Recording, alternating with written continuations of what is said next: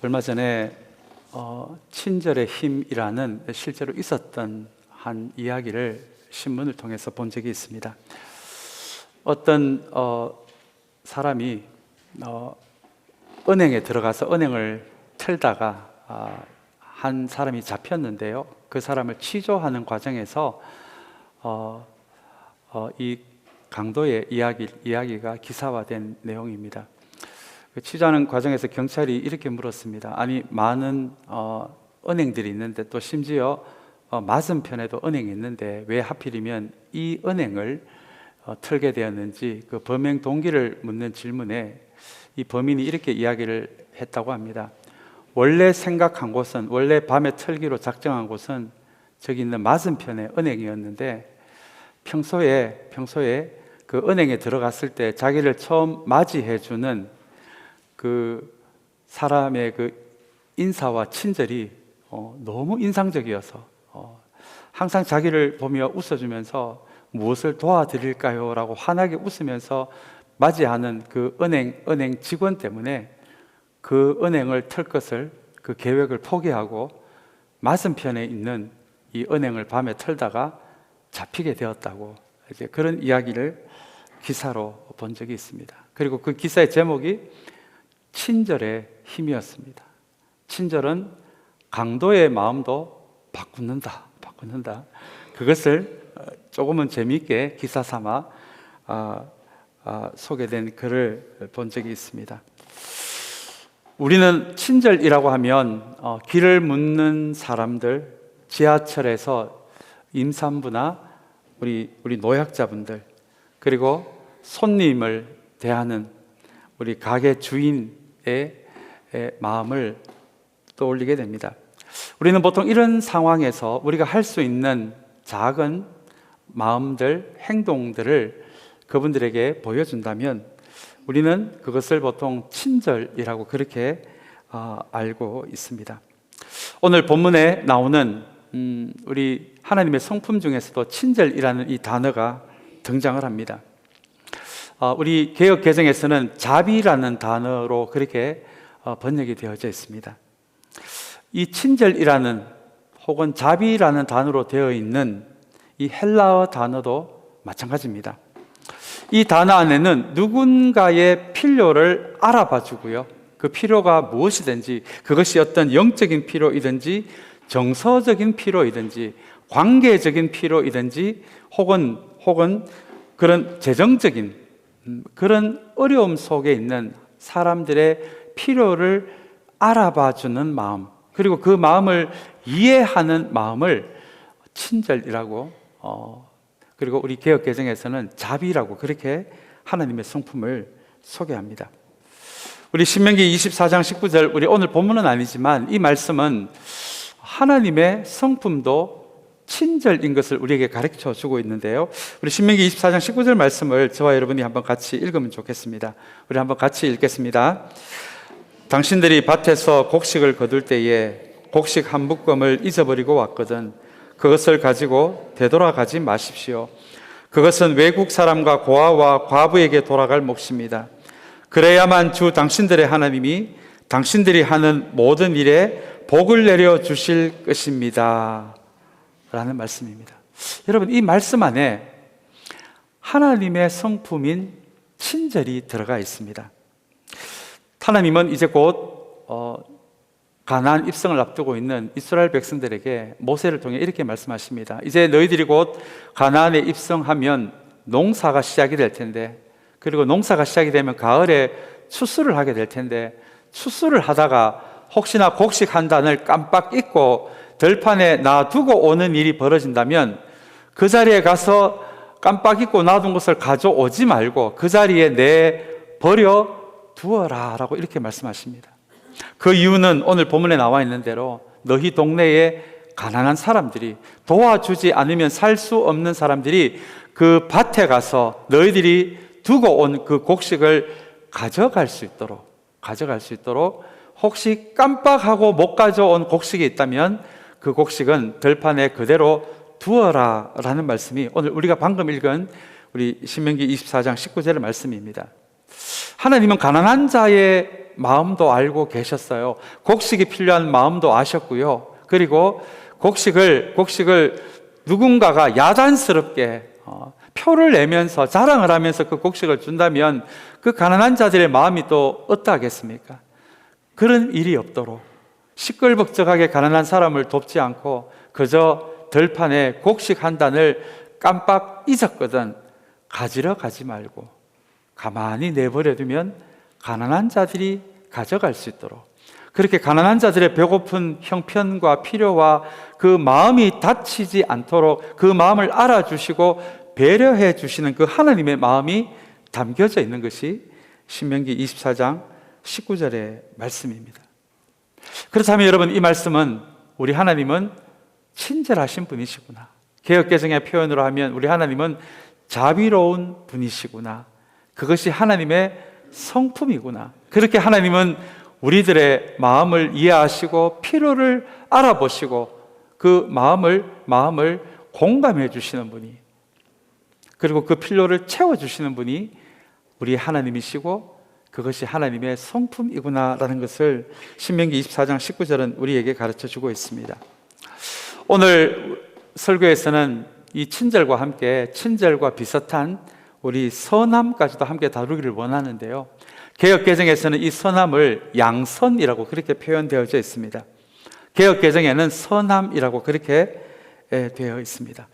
그렇다면 여러분, 이 친절과 선함이 비슷한 것 같은데 어떤 차이가 있다라고 여러분 생각하십니까? 우리 친절은요, 누군가의, 우리의 이웃의 그 마음을 알아주고 필요를 알아주는 그 마음을 친절이라고 한다면, 우리 오늘 그 이어서 나오는 성품인 선함, 개역개정에서 양선이라고 되어 있습니다. 그 양선은 그 마음을 알아주는 정도에서 멈추지 않고 그 사람에게 실제적인 무엇인가를 해주는 것, 행동을 통해서 실제적으로 그 사람의 필요를 채워주는 것을 선함 혹은 양선이라고 그렇게 성경은 이야기합니다. 어떤 영성가는 이 선함, 양선을 조금은 더 멋있는 표현으로 그렇게 표현을 했는데요, 그것이 바로 행동으로 나타난 사랑이라고, 이렇게 이 사람은 양선을, 선함을 그렇게 불렀습니다. 그 무엇인가가 영적으로든 관계적으로든 재정적으로든 건강의 문제든 어떤 결핍과 필요를 가지고 있는 누군가의 마음을 알아주고 이해해 주는 것이 친절이라면, 자비라면 거기에서 가만히 있는 것이 아니라 실제적으로 어떤 도움을 주는 행동으로 어떤 사랑이 그 사람에게 표현이 된다면 그것이 오늘 우리 친절에 이어나오는 선함, 양선이라고 부르는 하나님의 성품입니다.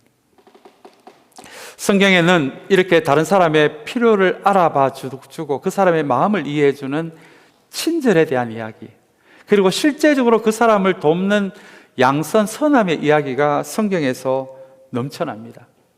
이 이야기가 넘쳐난 것은 적어도 예수 믿는 사람들이 이 정도는 살아야 되지 않느냐, 무슨 의무와 책임을 가르쳐 주기 위해서가 아니라 신약에서 구약에서 이 친절함에 대한 이야기, 선함에 대한 이야기가 많이 나오는 것은 이것이 바로 하나님의 성품이기 때문에 그렇습니다. 오늘 바울 사도는 오늘 우리 본문을 통해서 이 친절과 선함이 하나님의 성품임을 우리에게 가르쳐 주고 있고요, 그리고 이를 통해서 우리도 하나님의 성품과 하나님의 친절로 구원받게 된 우리도 누군가에게 친절한 사람으로, 누군가에게 선함을 베풀 수 있는 사람으로 그렇게 서게 될 것을 가르쳐 주는 말씀이 오늘 우리가 읽은 갈라디아서의 말씀입니다.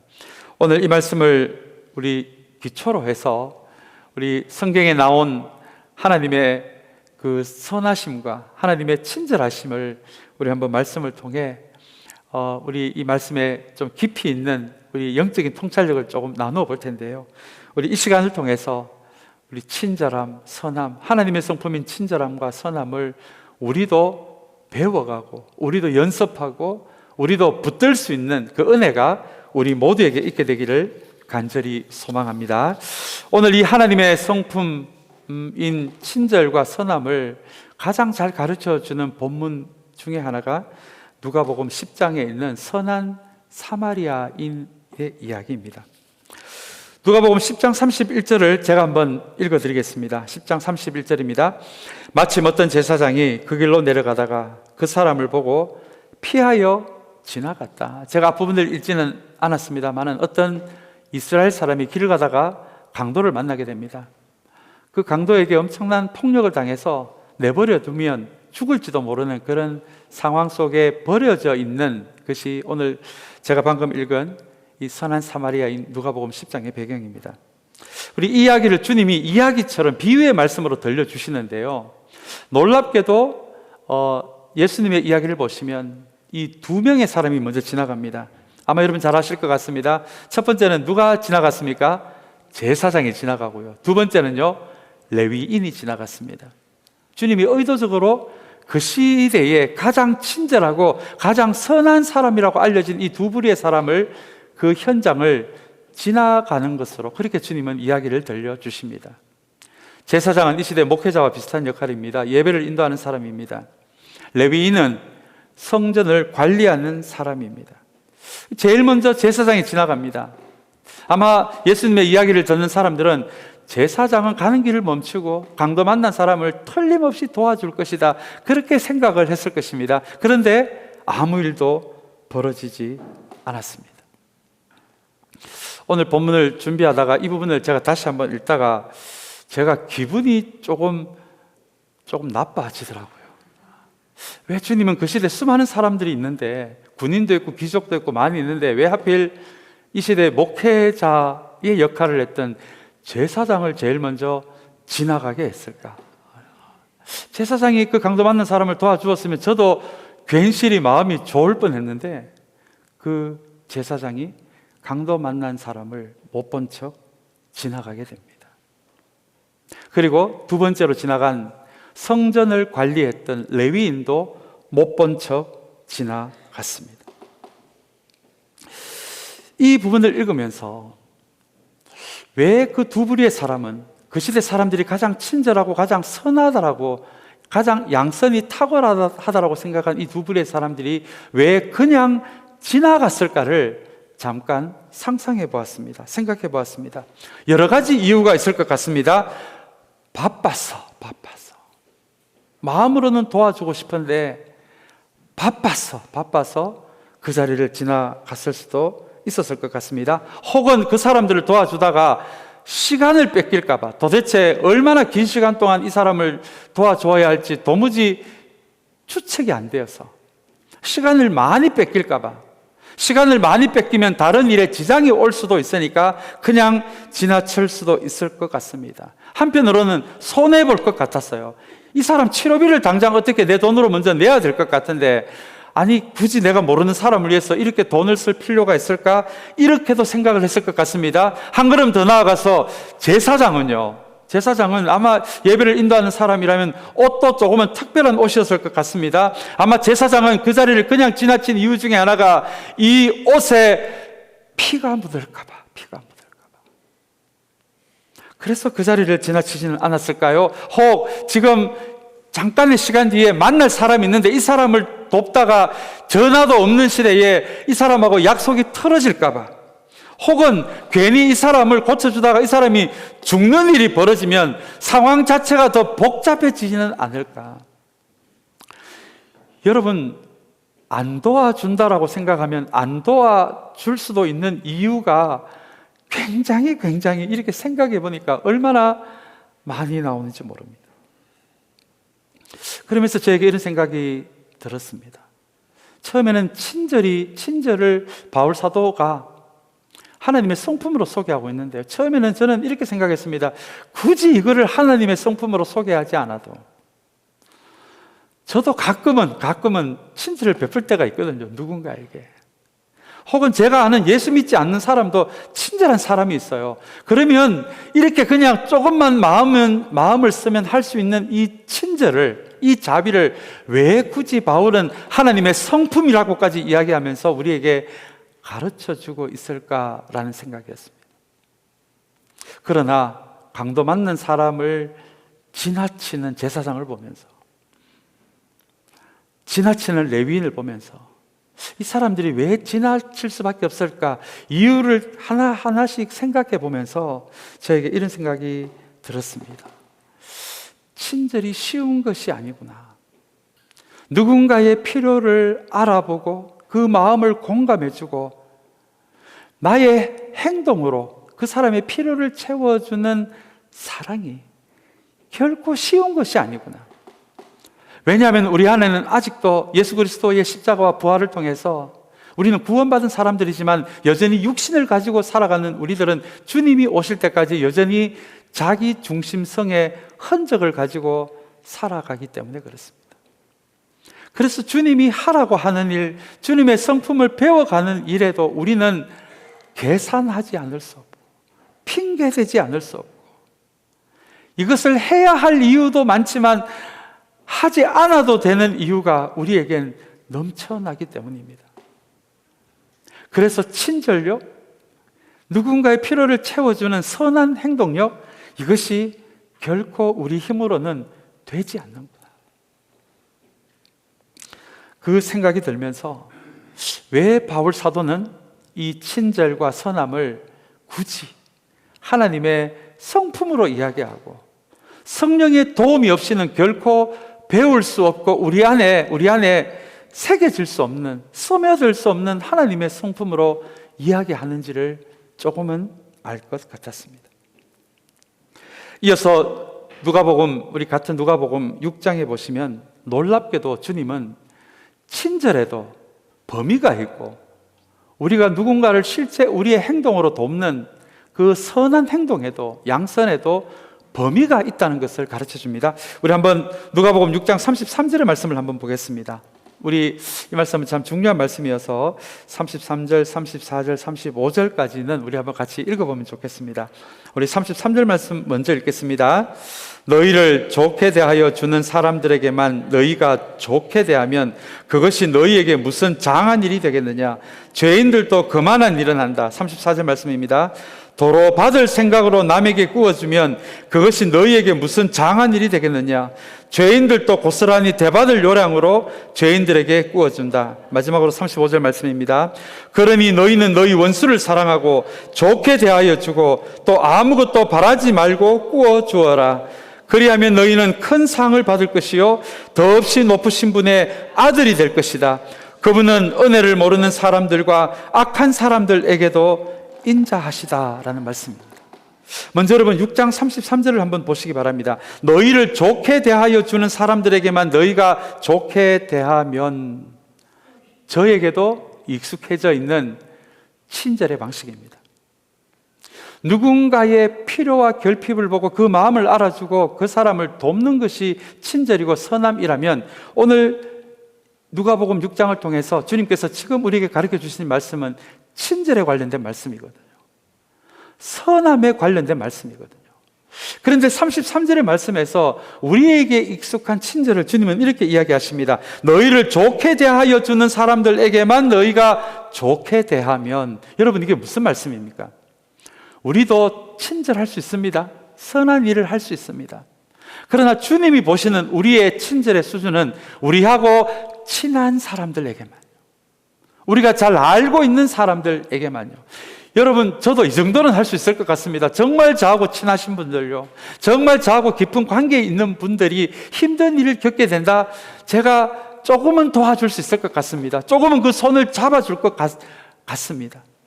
그러나 저와 관계가 좋지 않은 사람들, 심지어 조금 있으면 원수에 대한 이야기가 나옵니다. 주님은 우리의 선함과 우리의 친절이 우리와 친한 사람들 대상으로만 그것이 연습이 되고 훈련이 된다면, 오늘 33절 말씀에서 주님은 그렇게 이야기하십니다. 죄인들도 그 정도는 한다. 죄인들도. 하나님의 자녀들이 그 정도밖에 친절하지 못하고, 하나님의 자녀들이 그 정도밖에 선한 일을 하는 그 범위가 그 정도밖에 되지 않는다면 죄인들도 그렇게 한다라고 주님은 말씀하십니다. 34절의 말씀은 한 걸음 더 나아갑니다. 도로 받을 생각으로 남에게 구워주면 그것이 너희에게 무슨 장한 일이 되겠느냐? 이것은 힘든 사람에게 도와준 우리의 모든 도움을 의미합니다. 이 말씀은 누군가를 도울 때, 누군가의 결핍을 보고 그 사람의 결핍을 도울 때 계산하지 말라는 이야기입니다. 머리로 생각하지 말라는 이야기입니다. 계산해서 누구를 돕는 것은 죄인들도 그 정도는 한다. 여러분 34절에 주님이 그런 말씀을 하시더라고요. 여러분 그 말씀 아십니까? 마태복음 6장 3절 4절에 보시면 오른손이 하는 일을 왼손이 모르게 하라. 여러분 이게 무슨 뜻입니까?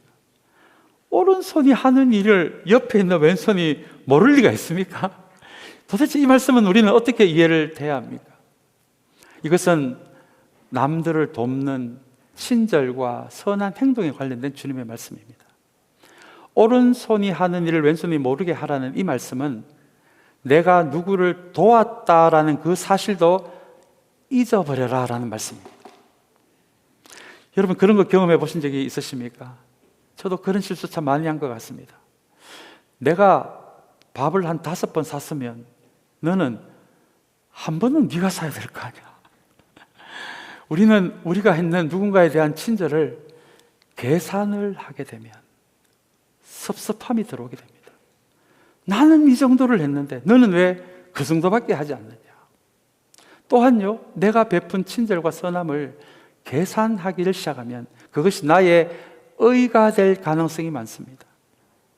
자랑거리가 될 것 같습니다. 저는 가능성이 많습니다. 오늘 우리 안장로님 기도하시면서 이것이 우리의 자랑거리가 되지 않게 해달라는, 여러분 너무나 우리에게 필요한 기도의 제목이 아닌가 생각해 봅니다. 우리가 뭐 조그마한 거 했다고 기사 불러서 사진 찍고 기독교 신문에 내고, 여러분 그 안에 무슨 주님이 원하시는 친절이 있겠습니까? 그 안에 무슨 선함이 있겠습니까? 그래서 주님께서 우리에게 가르쳐 주신 친절함과 선함의 기본 원칙은 오른손이 하는 일을 왼손이 모르게 해라. 내가 누구의 그 결핍과 부족함을 설사 좀 채워줬다 손치더라도 계산하지 마라. 도와줬다는 것도 잊어버려라. 여러분 이것이 주님께서 우리에게 가르쳐 주시는 친절함의 방식입니다. 선한 행동의 방식입니다. 그런데 여러분 제가 어제 이 두 말씀까지 이르자 점점 더 기운이 빠지더라고요.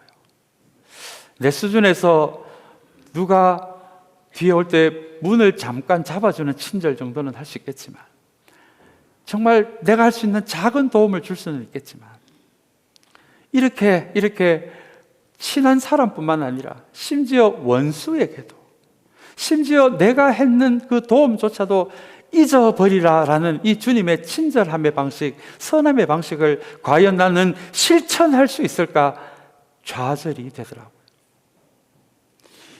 그렇게 저처럼 좌절하는 사람을 위해서 주님은 35절에 또 이 말씀을 주십니다. 우리 35절 말씀은 너무 중요해서 우리 한 번 더 같이 읽으면 좋겠습니다. 우리 35절 말씀 같이 읽겠습니다.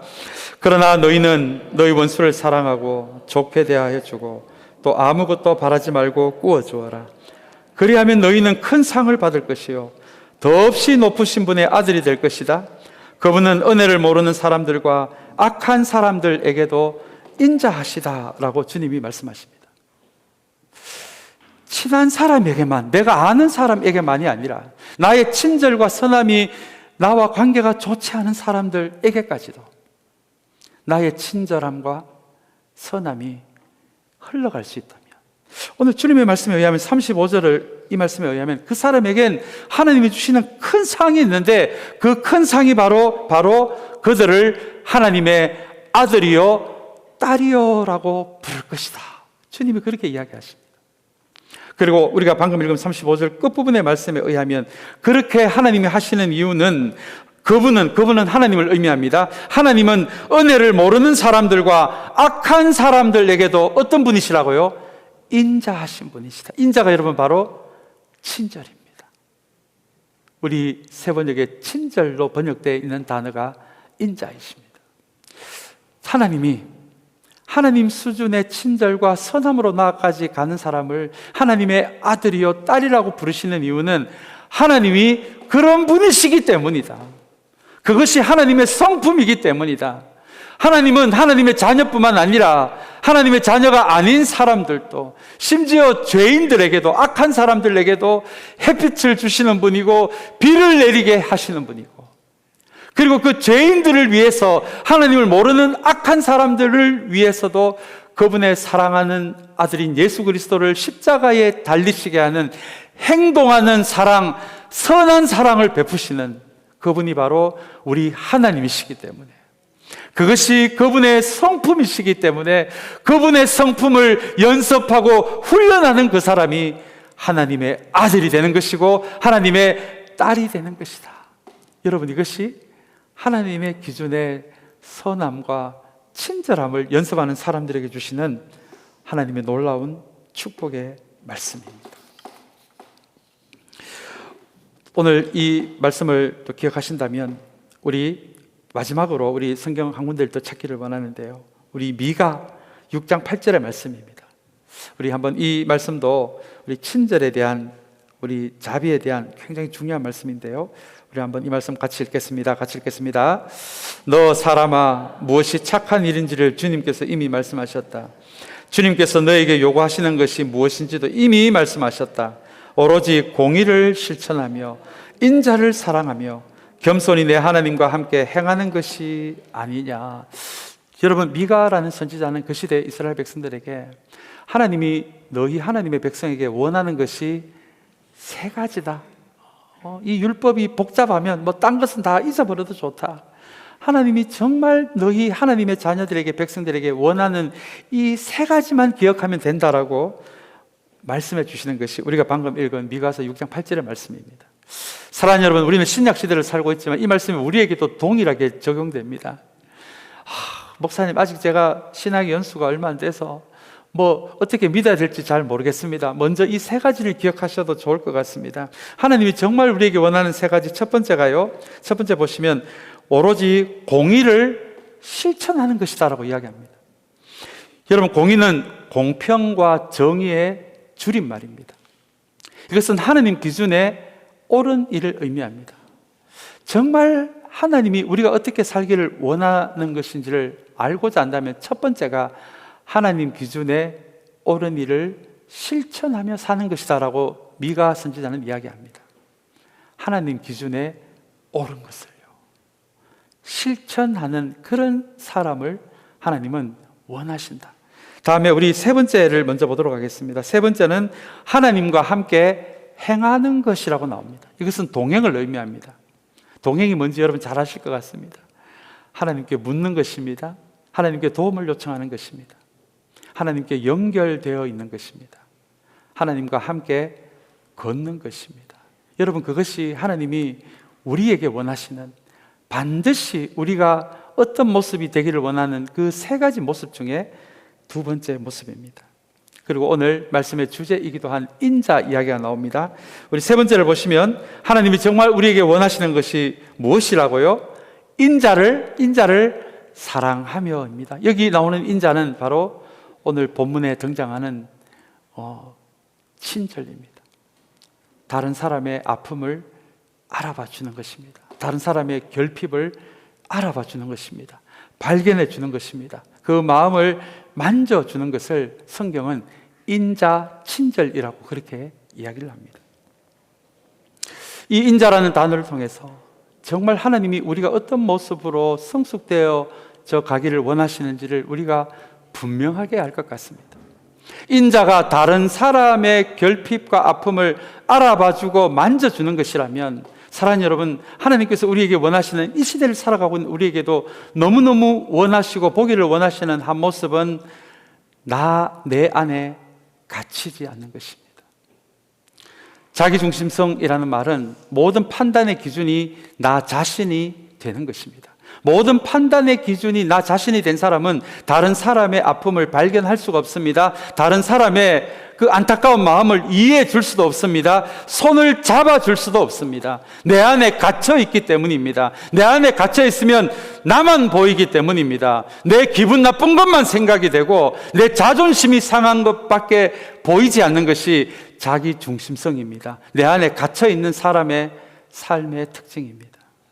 그러나 주님은 인자, 친절을 가르쳐 주시면서 나를 넘어서서 다른 사람의 아픔과 다른 사람의 속상함과 다른 사람의 그 안타까운 인생을 발견해 줄 수 있고 붙들어 줄 수 있고 그 마음을 이해해 줄 수 있는 인자를 사랑하는 사람, 나를 넘어서서 다른 사람에게로 한 걸음 한 걸음 나아갈 수 있는 그 사람을 하나님은 정말 보기를 원하신다 라는 것이 인자를 사랑하는 것이라는 미가서의 말씀입니다.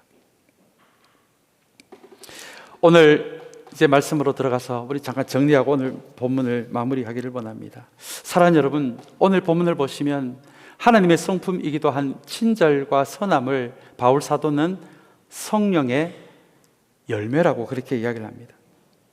이제 성령의 열매라고 하는 이 표현의 의미를 잘 아실 것 같습니다.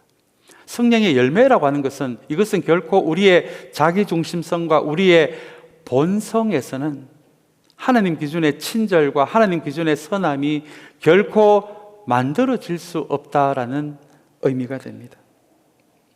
우리에게는 자기중심성이 있기 때문입니다. 모든 판단의 기준이 우리가 되어 있는 그 흔적을 가지고 살아가고 있는 우리에게는 원수에게까지 그 마음을 알아주고자 할 마음의 여력이 없습니다. 우리 힘으로는 도저히 불가능한 이야기입니다.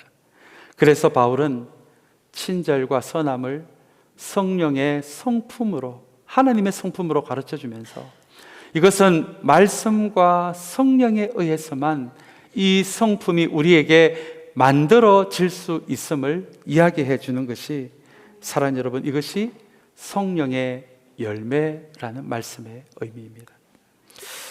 제가 30년 전에 우리 고향교회에서 우리 교회 학교 교사로 있을 때에 일어난 이야기를 잠깐 우리 들려주기를 원하는데요. 저희 교회가 조금은 우리 고향교회 시장통에 있는 교회다 보니까 그 시대 30년 전에 교인이 한 1000명 정도는 된 교회였습니다. 그러니까 우리 당연히 우리 교회 학교 아이들이 다 모여서 예배드리면 100명은 조금 넘는 그런 학생들의 규모였습니다. 근데 여러분, 30년 전에요, 아이들이 주일에 예배당에 오면서 그 아이들이 신발을 정리하고 들어가는 애들이 없었어요. 다 신발을 집어 던지고 그렇게 예배당으로 들어가다 보니까 예배 시작할 때 무렵에는 그 신발을 벗어놓은 곳이, 안 그래도 아이들이 그 뛰어다니니까 얼마나 또 냄새가 나는 신발이었겠습니까?